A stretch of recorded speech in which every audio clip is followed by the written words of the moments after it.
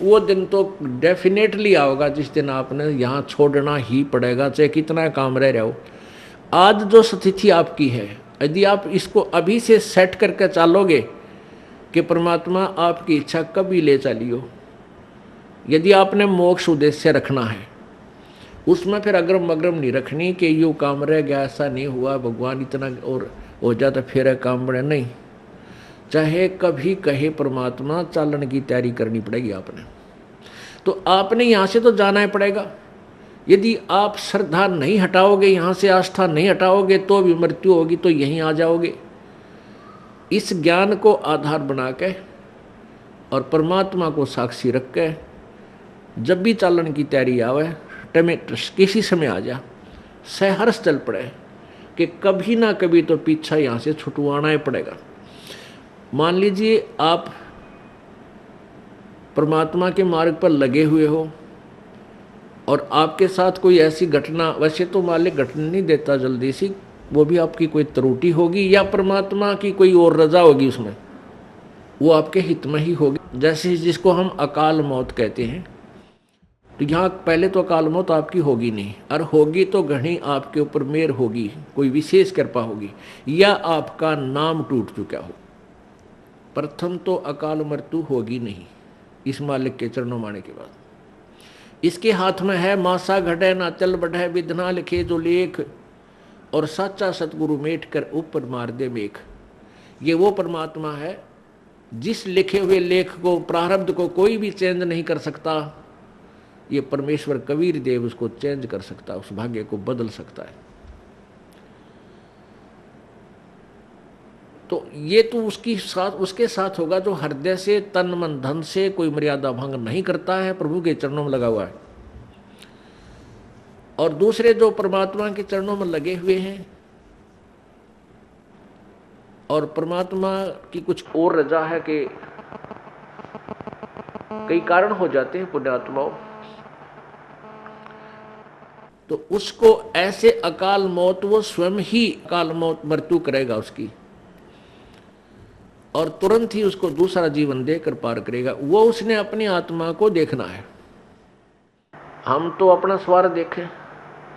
जैसे किसी की माँ मर जा, चाहे 70 साल की हो रही है, तो याद आवे है कि भाई पाछी बालक खिलाओ थी, पोत्या ने राजी राखे थी, घर की रुखाड़ करे थी, ये बना मरे तो बढ़िया है। तो हम तो अपने स्वार्थ ने कर रहे हैं। जय उस माता जी का हो जा बीमारी, कोई रोग हो जा, 10 लाख जा, खाट पे लेट जाओ, तो हफ्ते अंदर हाथ जोड़ लेंगे सारे, है भगवान माँ की माटी उसंगवा ले, परमात्मा इसने उठा दे। तो कहने का भाव ये है कि यदि परमात्मा किसी भी समय पर अपने सच्चे भक्त लगा हुआ ठीक है और उसको ऐसी कोई घटना करता है, ऐसी कोई घटना होती है अकाल मृत्यु की, 2 कारण से होगी। या तो आपका नाम खंड हो चुका है, उसने आपको काल ले गया, या परमात्मा अपने हिसाब से वहाँ से तुरंत दूसरा जन्म देकर आपको पार करेगा। अपने आत्मा, हम जैसे दीर्घ रोग है हमारे को जन्म और मृत्यु का एक दीर्घ रोग है, ये कैंसर हो रही है। ये प्रभु का हॉस्पिटल है, ये सतलोक आश्रम बरवाला एंड करो था। जब आप इस हॉस्पिटल में प्रवेश पा लेते हो और आपने उद्देश्य ये होना चाहिए कि मैं इस रोग से मुक्ति पाऊं, तो यहाँ फिर डॉक्टर ने देखना है।